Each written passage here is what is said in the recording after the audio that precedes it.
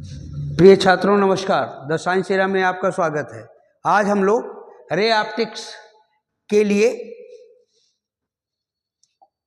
Refraction of light के बारे में पढ़ेंगे। Refraction of light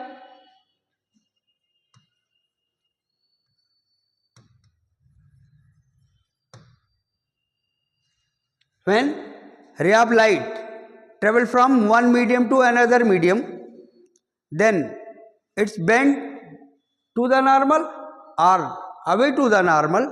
Those phenomena are known as a refraction of light. When medium ले लेते हैं यहां पर हम,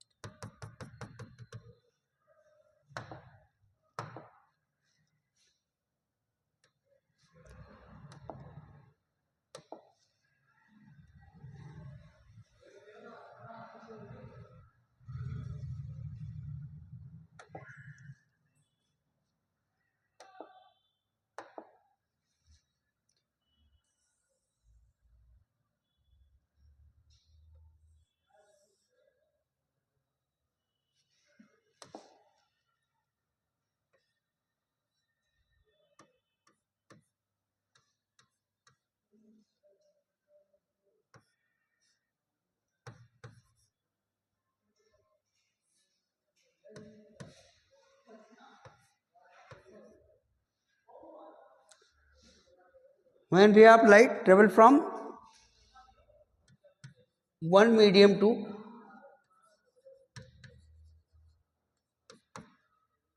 another medium,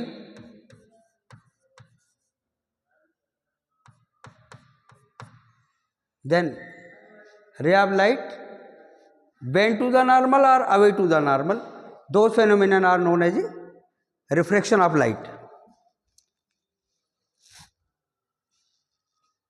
जब प्रकाश की किरणें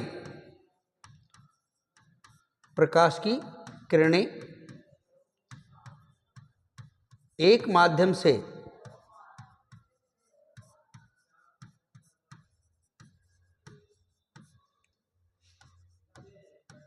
दूसरे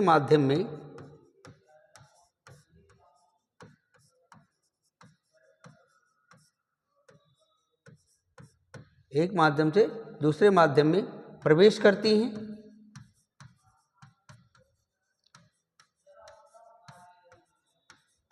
तब वह अपने मार्ग से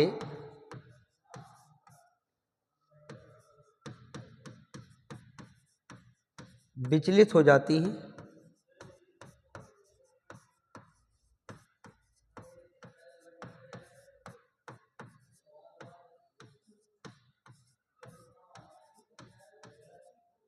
प्रकाश का अपवर्तन कहलाती हैं। प्रकाश का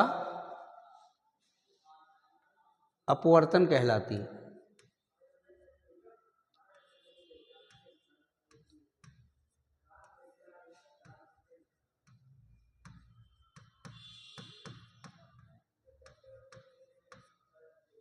When ray of light travel from one medium to another medium, it's bent to the normal or away to the normal. Those phenomena are known as a refraction of light. जब प्रकाश की किरणें एक माध्यम से दूसरे माध्यम में प्रवेश करती हैं, तब वह अपने मार्ग से विचलित हो जाती हैं। प्रकाश का अपवर्तन कहलाती है। अब हम लोग laws of refraction of light पढ़ेंगे।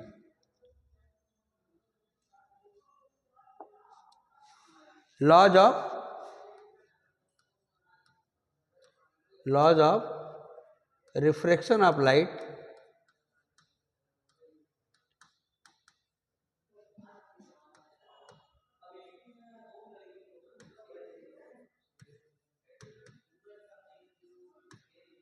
Laws of refraction of light पढ़ेंगे। जैसा कि हम जानते हैं,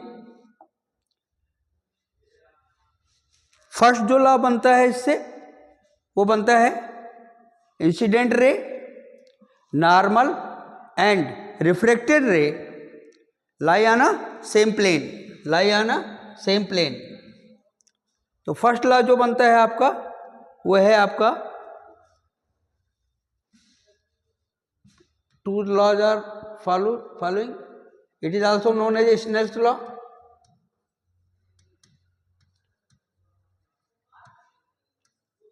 इसमें टू लॉज होते हैं। फर्स्ट लॉ जो है इंसिडेंट रे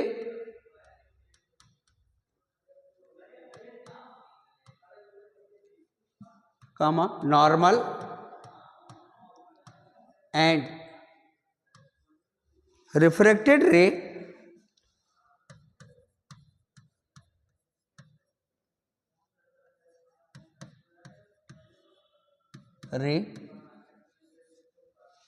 lie on a same plane, lie on a same plane, same plane।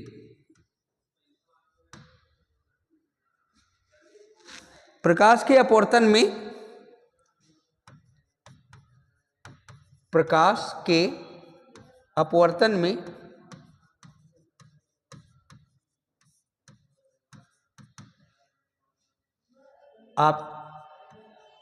आपतित किरण अभिलंब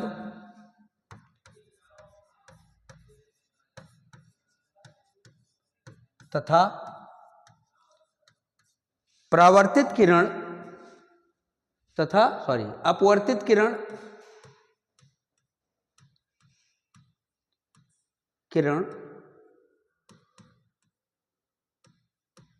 एक ही तल पर स्थित होते हैं।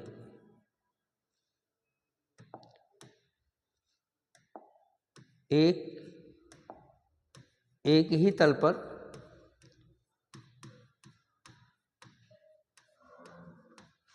स्थित होते हैं।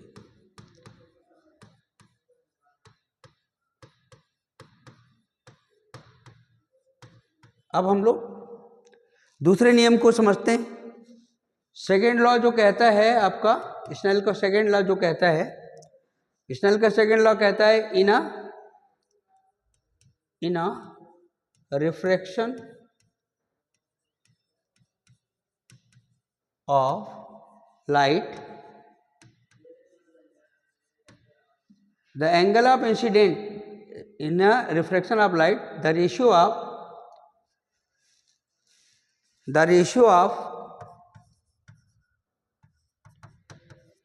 of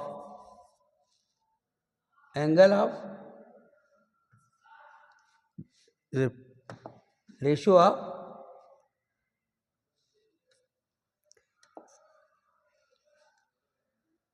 sine angle of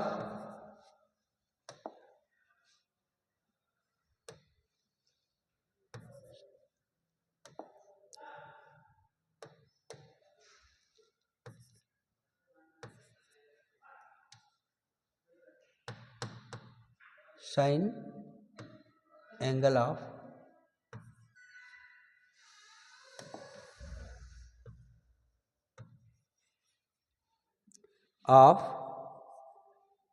incident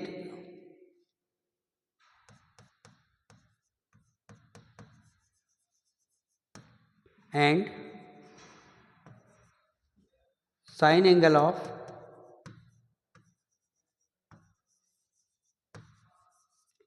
refraction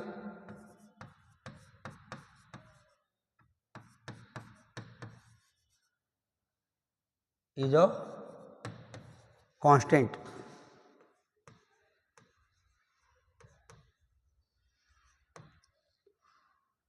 It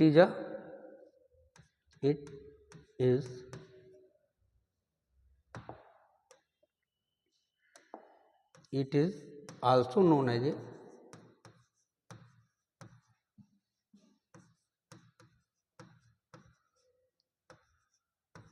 as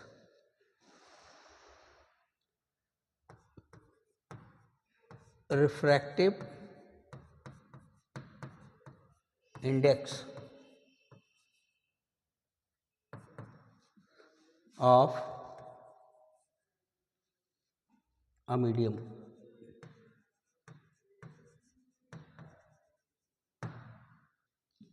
it means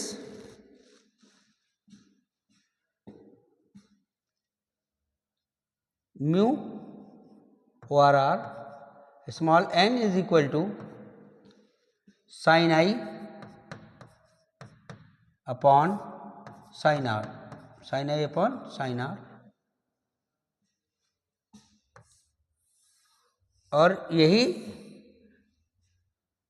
आपका रिफ्रैक्टिव इंडेक्स का डिफिनेशन भी लिखा जा सकता है, यानी प्रकाश के अपवर्तन में आपतन कोण की ज्या तथा अपवर्तन कोण की ज्या का अनुपात सदैव एक नियतांक होता है जिसे माध्यम का अपवर्तनांक कहते हैं। आइए अब हम लोग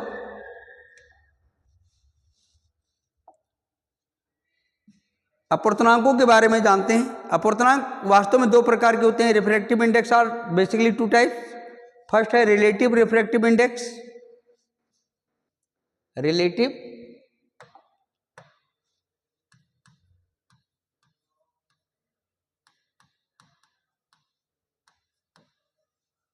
रिफ्रैक्टिव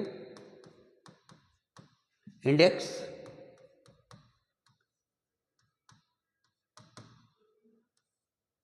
यानी सापेक्षिक अपवर्तनांक। सापेक्षिक अपवर्तनांक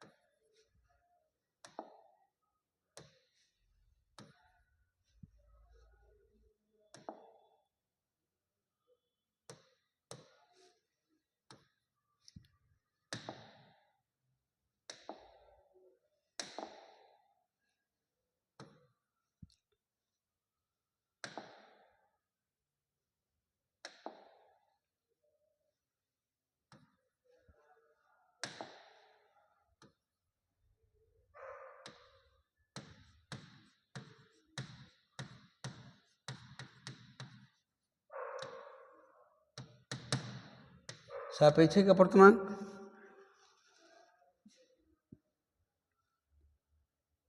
N A W and a refractive index of water due respect to air is denoted as sin I upon sin R.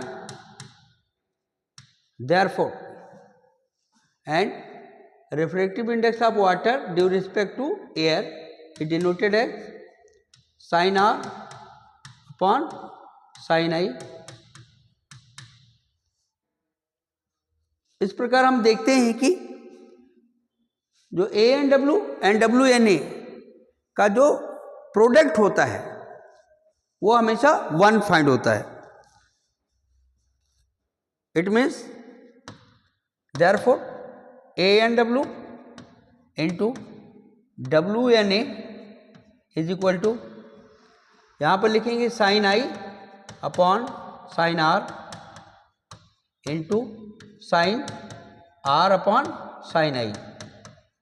It means A N W into W N A is equal to 1।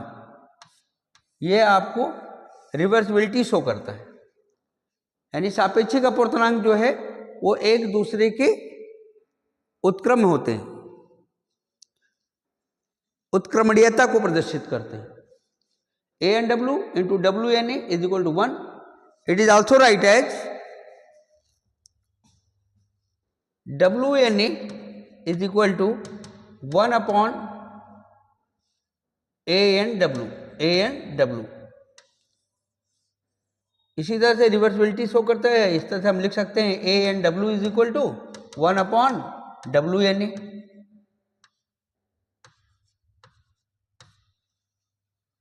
यानी ये दोनों तरफ से काम कर सकता है। उल्टा सीधा एक समान होता है जो रिवर्सिबिलिटी को दिखाता है। अब हम लोग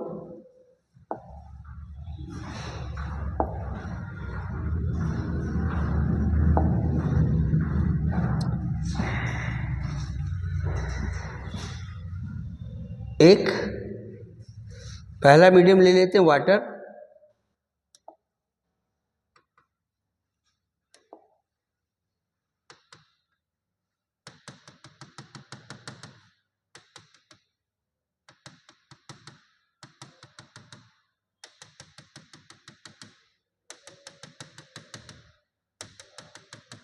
दूसरा मीडियम लगा लेते हैं ग्लास,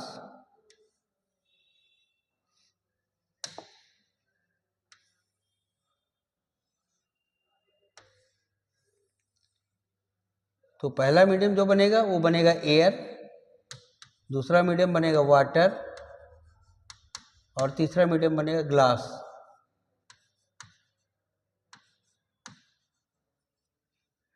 इस तरह से हमें पहला normal water to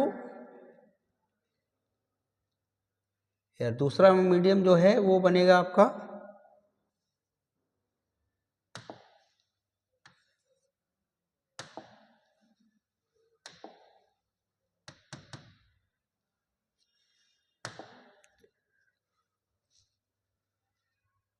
water to glass, और तीसरा नॉर्मल जो बनेगा आपका वो बनेगा ग्लास टू एयर, और एट लास्ट यहाँ पर भी क्या लगेगा, एयर। इस तरह से पहले मीडियम से आएगा, रे ऑफ लाइट इंसिडेंट होगा, और दूसरे मीडियम में रिफ्लेक्शन दिखाएगा, और ये यहाँ पर आई बना, यहाँ पर एंगल आर बना, यहाँ पर भी एंगल आर बन जाएगा,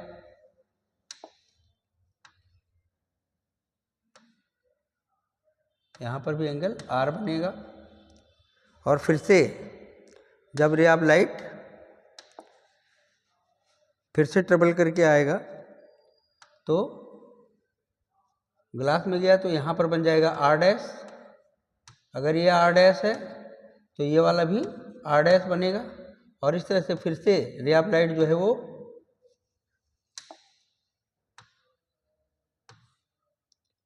बाहर की तरफ चला जाएगा,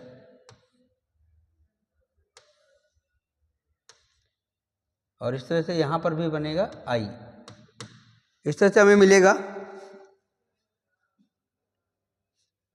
A N W is equal to sine I upon sine R, and फिर डब्ल्यू एन जी मिलेगा हमें sine are upon sine R dash, और फिर मिलेगा हमें ग्लास टू एयर,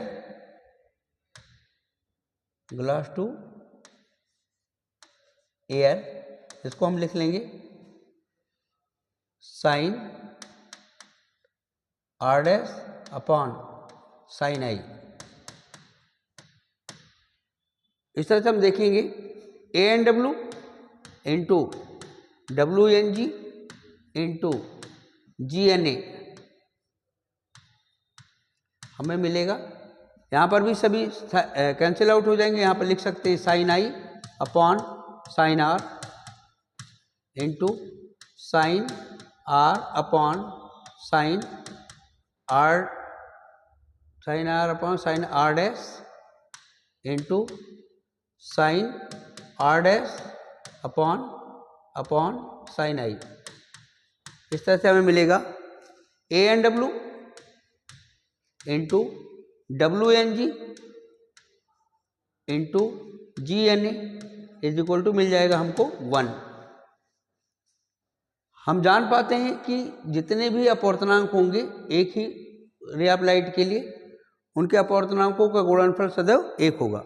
इस तरह से हम लिख सकते हैं डब्ल्यू N g is equal to 1 upon a N W into G N A.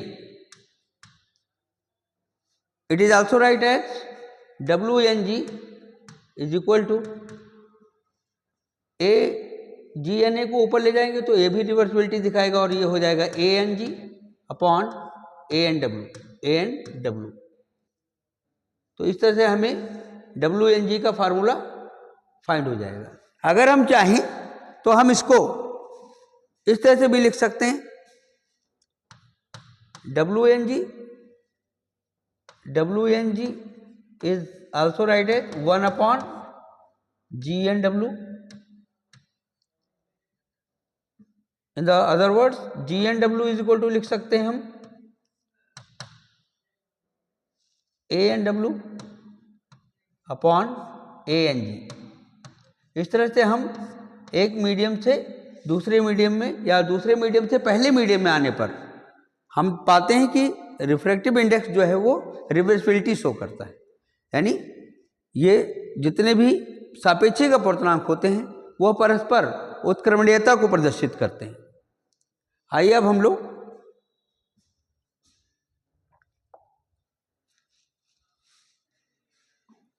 लोग कुछ इनके एप्लीकेशंस देखते हैं। तो सबसे पहला जो एप्लीकेशन है वो है क्रिटिकल एंगल,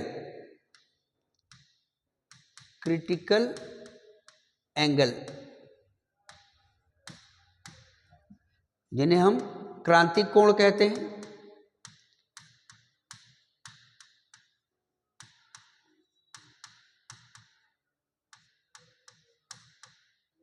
जिन्हें हम क्रांतिक कोण कहते हैं।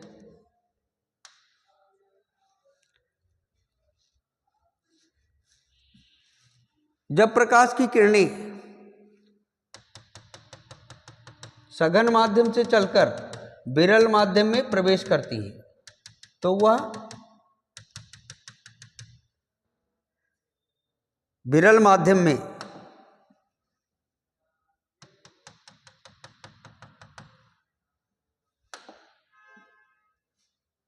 नाइन्टी डिग्री का कोण बनाती है। सघन माध्यम से चलती है, यहाँ पर हो गया वाटर, यहाँ पर है आपका एयर जो है वो रेयर मीडियम है और वाटर डेंसर मीडियम है। तो इस तरह से हम पाते हैं when ray of light travel from rare to denser to rare, it form a right angle with rarer medium, it form a right angle with rarer medium। और इस तरह से यहाँ पर जो बनता है आपका R is equal to C के बराबर होता है और यहाँ पर ये 90 डिग्री का एंगल बनाता है। तो क्रिटिकल एंगल यानी क्रांतिक कोण के बारे में बात कर रहे हैं। When ray of light travel from denser to rare, when ray of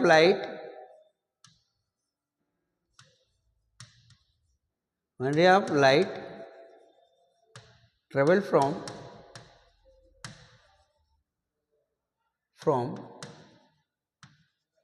rarer to denser to rarer,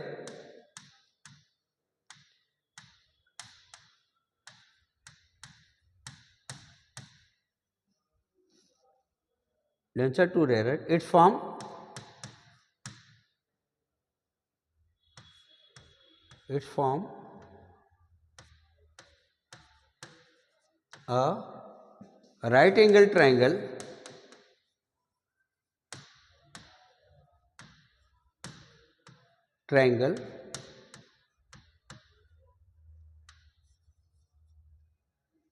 it form a right angle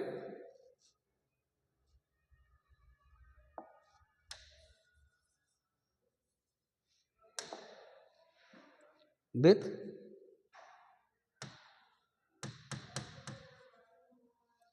rarer medium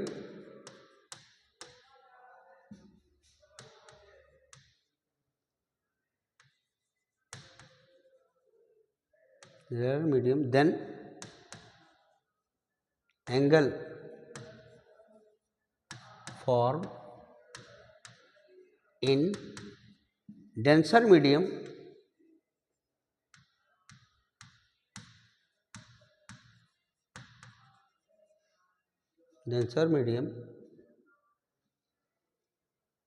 is called critical angle.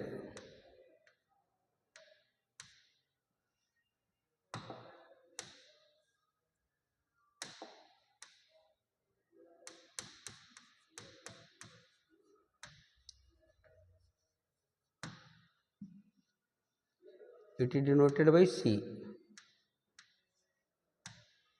Therefore,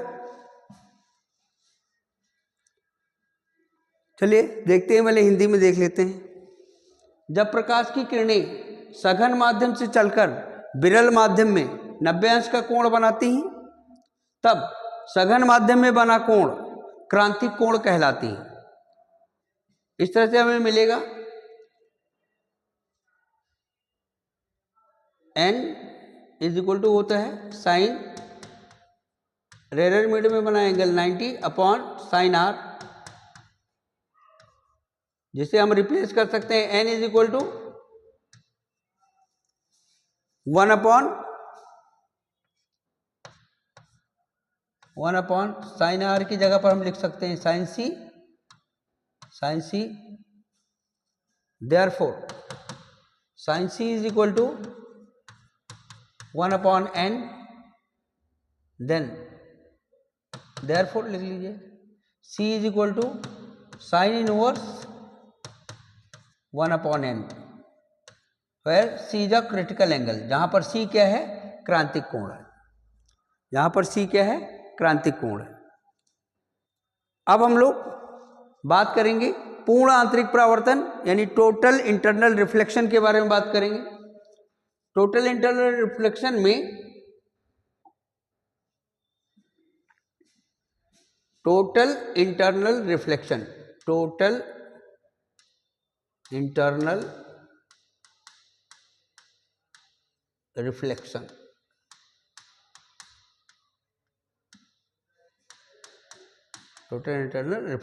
पूर्ण आंतरिक परावर्तन,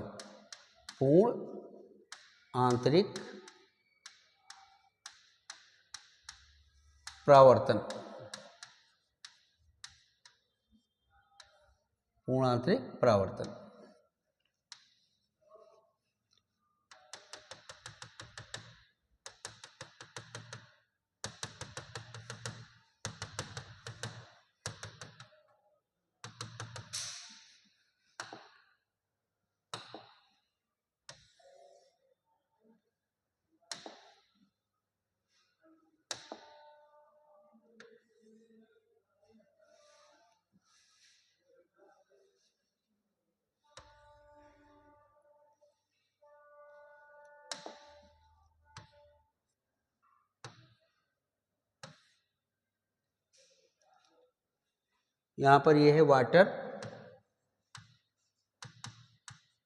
और यहां है एयर।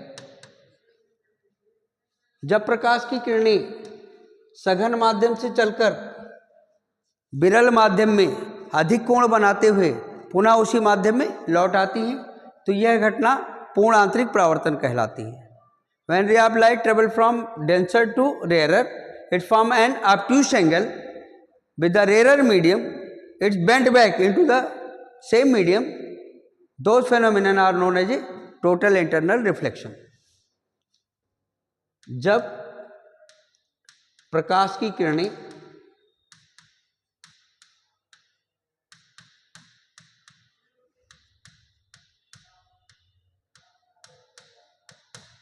सघन माध्यम से चलकर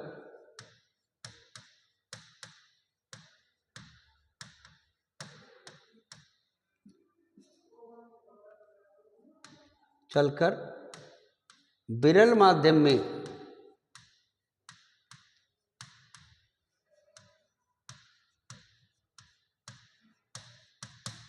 अधिक कोण बनाते हुए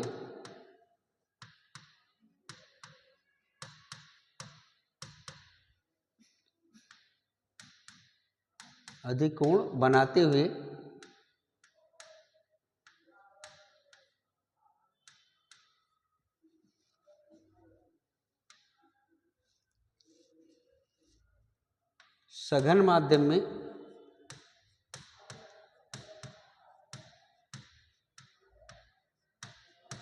वापस लौट आती हैं,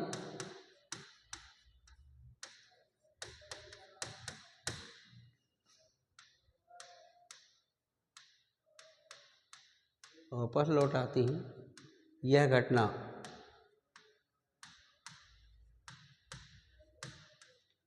पूर्ण आंतरिक परावर्तन कहलाती है।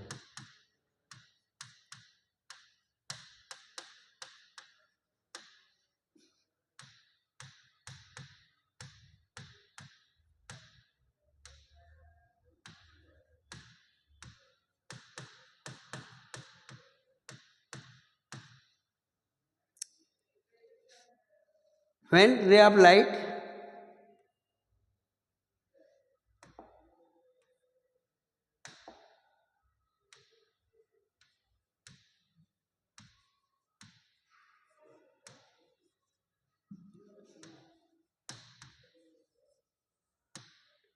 travel from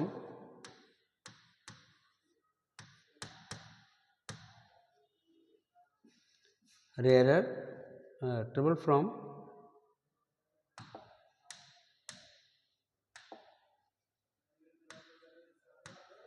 denser medium to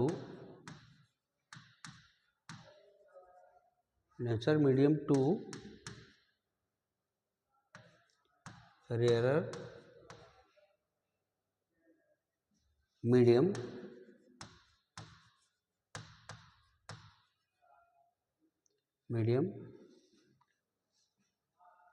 to form an obtuse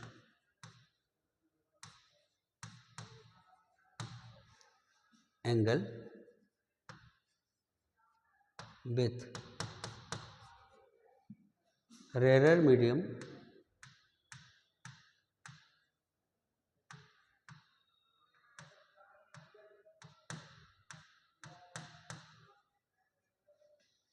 then it's bent back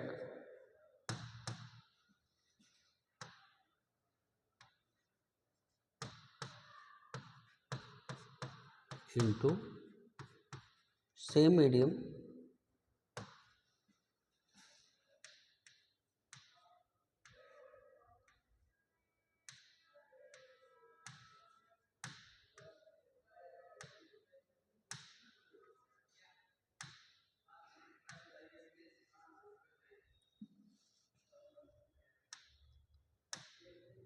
those phenomenon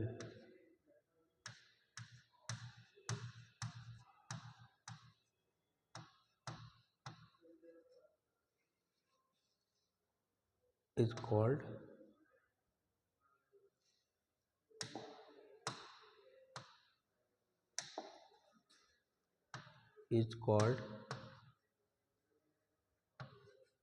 total internal reflection।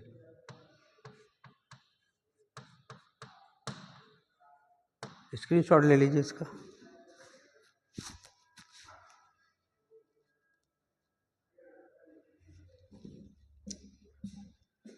आइए अब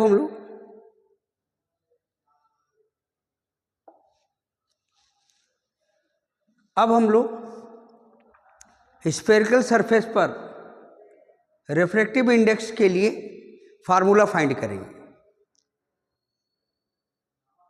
सबसे पहला जो फार्मूला फाइंड करेंगे हम लोग, formula for refractive index of a concave surface. Concave surface के लिए हम लोग रिफ्रैक्टिव इंडेक्स का फार्मूला फाइंड करेंगे।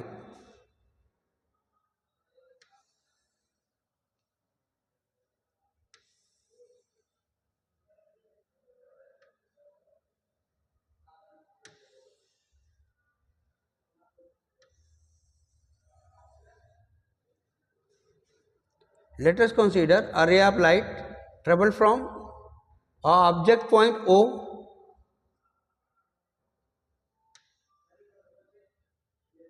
and incident at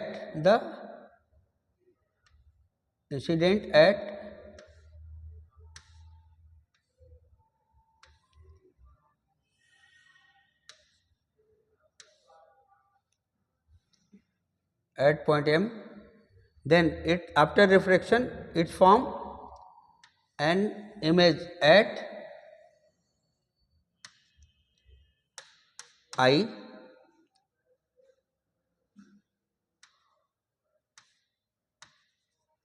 और अदर जो है वो जाएगी C से, C पॉइंट है यहाँ पर, इस पॉइंट का नाम रख देते हैं M, यहाँ से एक परपेंडिकुलर ड्रॉ कर देते हैं जिसका नाम हो जाएगा N, ये पॉइंट हो जाएगा आपका P।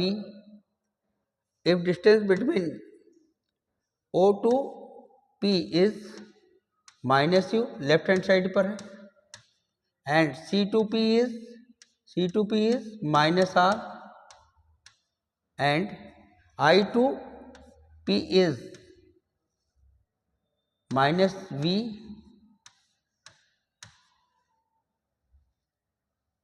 और इस तरह से यहाँ पर जो आपका ऑब्जेक्टिव पॉइंट है वो बनाता है अल्फा, इमेज बनाता है बीटा एंगल, और सेंटर ऑफ कर्वेचर बनाता है गामा एंगल। अकॉर्डिंग टू हम लोग गोलीय सतह पर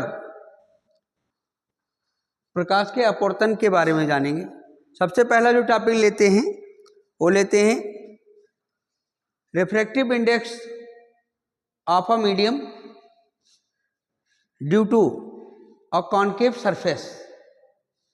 कॉन्केव सरफेस पे रिफ्रैक्टिव इंडेक्स फाइंड करना है हम लोगों को, रिफ्रैक्टिव इंडेक्स पता करना है।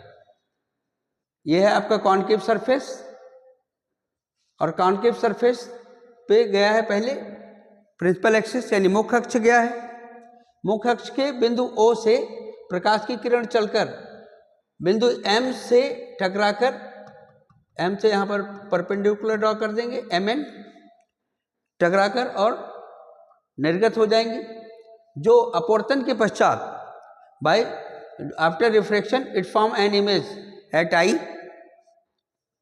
and then the line join from C to M and extended to outwards, therefore it form, when object form the angle alpha and image form the angle beta and center of curvature form angle of gamma, and medium of both sides is N1 and N2, therefore according to Snell's law, Snell के नियमानुसार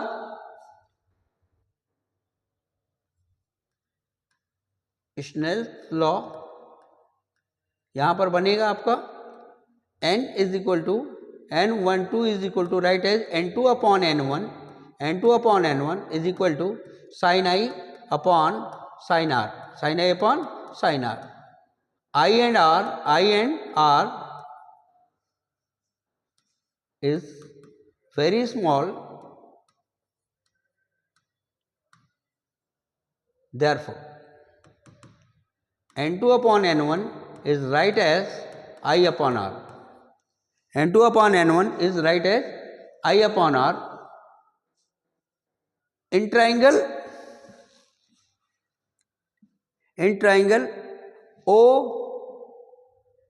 OMC, in triangle OMC, it is right as alpha plus I is equal to gamma। We know that the exterior angle of a triangle is the sum of two interior angle, यानी किसी त्रिभुज में बना बाह्य कोण त्रिभुज के दो आंतरिक कोणों के योग के बराबर होता है। इस तरह से हम लिख सकते हैं alpha plus I is equal to gamma, therefore I is equal to gamma minus alpha, gamma minus alpha. Now in a triangle IMC, in triangle IMC we write as beta plus R is equal to gamma, therefore R is also write as gamma minus beta, gamma minus beta. Therefore n2 upon n1 is right as, i की जगह पर i की value रख देते हैं. i की value है gamma minus alpha और upon gamma minus beta. Cross multiply कर लेंगे इसका और इस तरह से हमें मिलेगा n2 gamma minus n2 beta is equal to n1 gamma minus n1 alpha. Gamma gamma को इकट्ठा कर लेंगे. इस तरह से हम लिख सकते हैं n2 gamma minus n1 gamma is equal to, लिख सकते हैं n2 बीटा और माइनस n1 अल्फा. और इसको ले लेते हैं फर्स्ट इक्वेशन. चलिए इसको और कर लेते हैं. यहां पर लिख सकते हैं n2 माइनस n1 और इसको लिख सकते हैं into gamma is equal to n2 beta minus n1 alpha. Equation first इसको ले लेते हैं. यहां से इसको रिमूव कर देते हैं. इस तरह से फर्स्ट इक्वेशन मिलेगा आपको n2 minus n1 gamma is equal to n2 beta minus n1 alpha. अब now we talk about triangle OMN. Triangle OMN. in triangle OMN alpha is also write as tan alpha. अब mn जो height है आपकी उसको हम h से denote कर लेते हैं. mn को h से डिनोट कर लेते हैं. इस तरह से हमें मिलेगा alpha is equal to tan alpha. tan alpha is write as mn upon OP and mn is right as h upon और OP is right as minus u. And now we talk about in triangle IMN. in triangle IMN beta is also right as tan beta. tan beta is right as mn upon ip. It is also right as h upon minus v.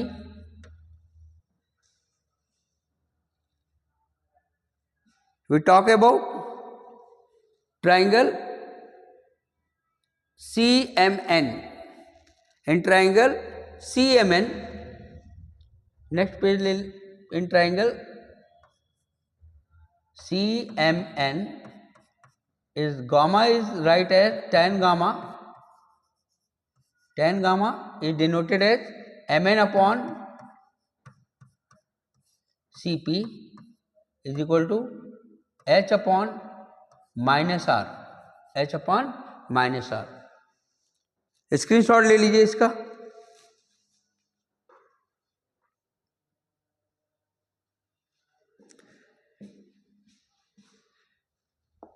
इस प्रकार हमें मिला था n2 minus n1 और gamma is equal to मिला था n2 beta और minus n1 alpha. Putting the value of alpha beta and gamma, putting the value of alpha beta and gamma in equation first.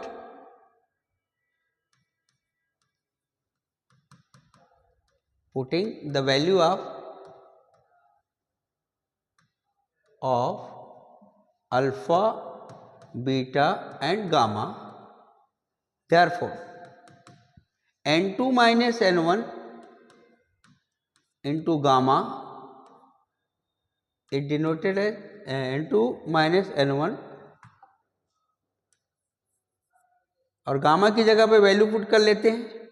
Gamma की value आई थी -H/R is equal to N2, beta की value आई थी -H/V, और फिर -N1, और alpha की वैल्यू आई थी -H/U।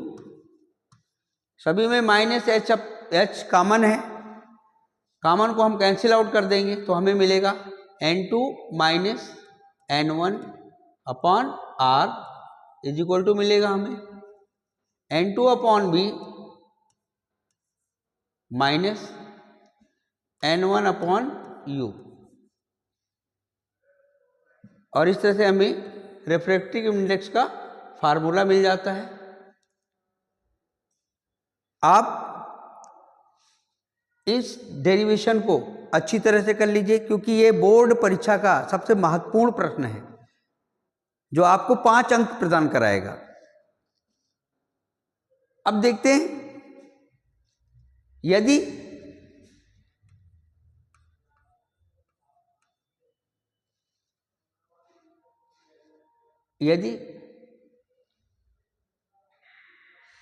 N1 से इसको डिवाइड कर दिया जाए, क्या बनेगा आपके पास? It is also write as